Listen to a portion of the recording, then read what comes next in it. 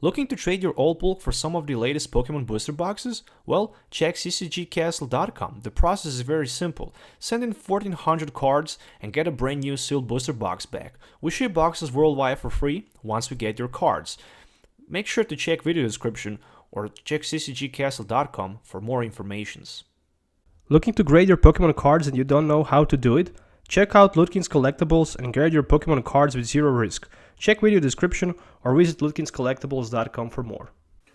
How's it going, Pokemon fans? Once again, welcome back to Pokemon TCG Center. For today's video, I decided to build something unique. And in today's video, I'm gonna show you the deck list that I just recently invent. It's a very interesting deck list. So the main focus around the deck is, well, I don't even know how to explain that. There's a couple different options that you can play this deck. So I'm not gonna spoil yet. So there is Espeon EX. So he's also part of this deck. Probably a lot of people will say that I'm crazy doing something like this, and will say that this will not work at all.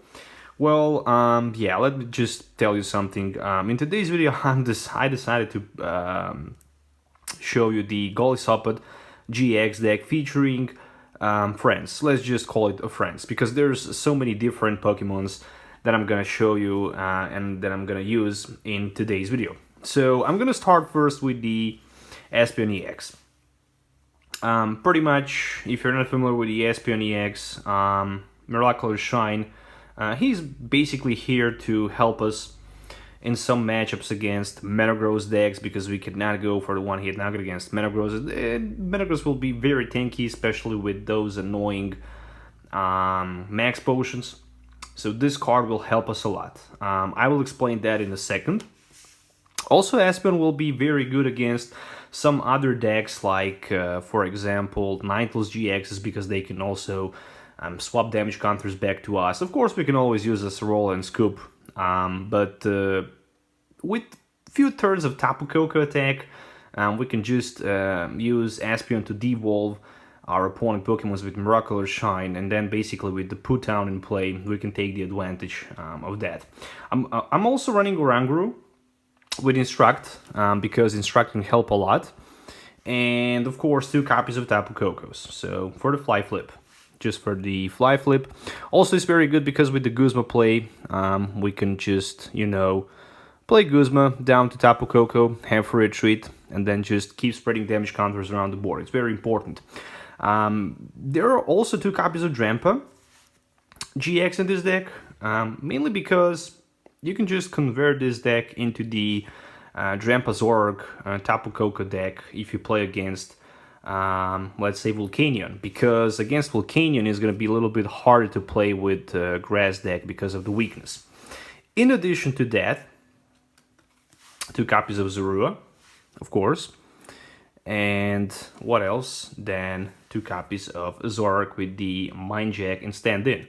Mind Jack can go up to 160 with 5 of our opponent Pokemons on the bench. With the Choice Band, we can hit for 190. So with help of the Zoroark, we can go definitely for the one-hit knockout against Hawk EX, Hawk GX, Tornado GX, Volcanion EX, just in case if we play against that type of the deck. We can always just go for the one-hit knockout. Of course, in that case, our opponent will probably just try to play a little bit smarter, but if he will need to limit his bench space, we can always use Tapu Koko, couple time fly flip, and then just even try to attack with a Drampa.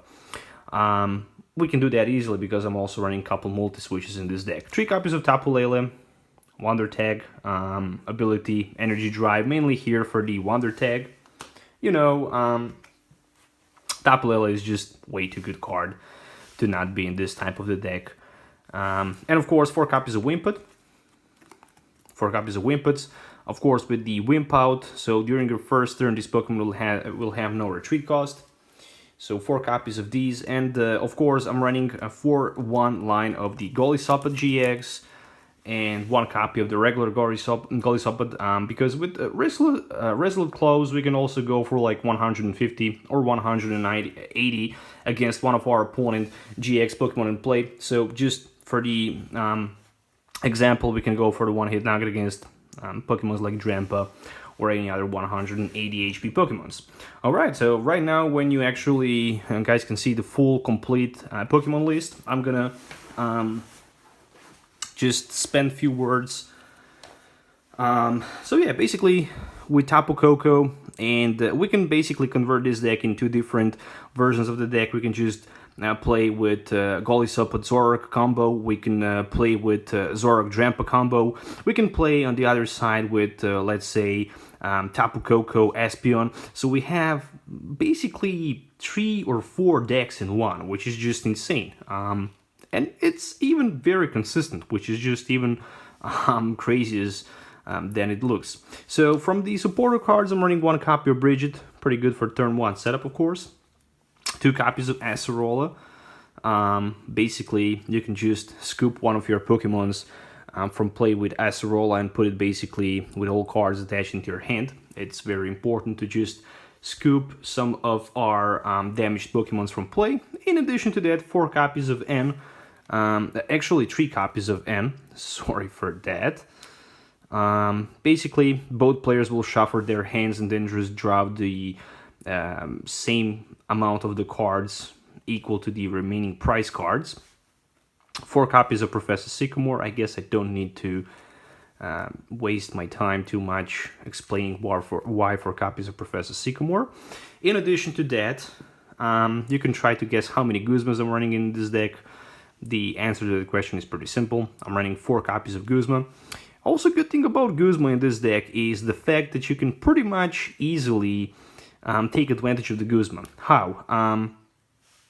By standing in with your Zoroark, we can just play Guzma back to our other Pokemon that we need. So, for example, we can stand in with the Zoroark, and then we can just play Guzma down to Golisopod, Tapu Lele, Drampa, Tapu Koko, Oranguru, whatever we need. So, that's just insane. One totally random card in this crazy build is a Enhanced Hammer. So I decided to go with 1 copy of Enhanced Hammer just because, you know, we could disrupt with 1 Enhanced Hammer our opponent a little bit, which can also be pretty cool. As well as 2 copies of Field Blowers. So with a Field Blower, I can just get rid of some of the tool cards attached to my opponent Pokemons in play. I can also scrap Stadium from play, which is cool. 2 multi-switches, which makes actually this deck pretty cool and pretty fun to play. Why? Mainly because with the multi-switch we can manipulate and switch double Colress energies from one to other Pokemon, which can also be cool because since I'm running 4 DCEs, I can pretty much easily just move that double Colress energy from my bench to my active Pokemon. And with the help of the Guzma, that can be pretty cool.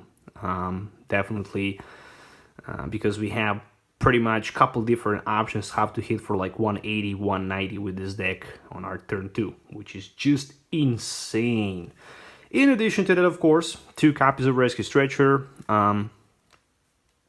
help us to just grab some of the Pokemons from our discard pile and put them into our hand, mainly good for the Tapu Lele play.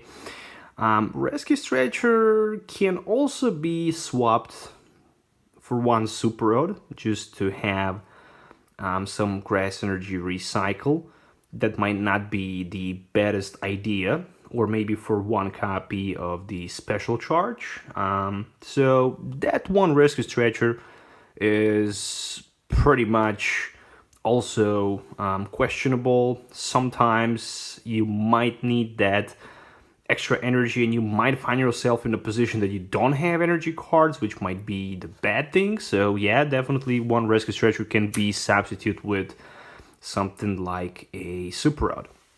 2 copies of Poo Town, which is kind of great in this build because it can help us in those different strategies to have basically Poo Town in play to get some damage counters on our Pokemon, so we can have that Drampa Berserk for 180. It can help us also to spread more damage counters with our Tapu Koko Fly Flip and then force our opponent to take some more damage counters when we have that put down and when our opponent decides to evolve, and then with the SP we can just de-evolve those Pokemons and force our opponent basically to take even more damage counters, which can be such a devastation for our opponent. But also in some certain mirror matches where we are going to play against Golisopod, that put down can also help a lot to spread some more damage counters around the board, because Golisopod is actually 210 HP Pokemon, and if he already have 20 damage counters, those 20 damage counters can be very crucial, because if we can hit with the Zoroark for 190, then plus 20 we can go for the one-hit knockout, which can definitely be very, very important. Of course, 4 copies of Choice Band. I decided to go with 4 copies of Choice Band, just because I really want to have as better consistency for the damage output as I can. 4 copies of Ultra Ball, pretty much go straight forward with the Ultra Ball, discard 2 cards from your hand in order to search the deck for any type of the Pokemon that you need. And of course, 4 of each energy cards. I'm running 4 copies of DCEs, and of course 4 copies of regular grass energy cards, which will of course conclude this deck up to the 60 cards in total. Definitely very unique deck list. Probably you're not gonna see anything similar on a YouTube or on the other forums around the internet. I'm 100% positive of that. Kind of interesting deck to play. I can't wait to test this deck at my local tournament. Also, if you're looking for any of these cards, make sure to check ccgcastle.com. If you're looking to grade any of your Pokemon cards, you can also visit ludkinscollectable.com. Both links can be provided and found in my video description, so make sure to check that. Make sure also to hit a thumbs up for that deck idea. Let me also know in the comments below what you think about it. I hope you guys enjoyed watching this video. We'll see you definitely the next time. So till the next time, have a nice day wherever you are, and goodbye.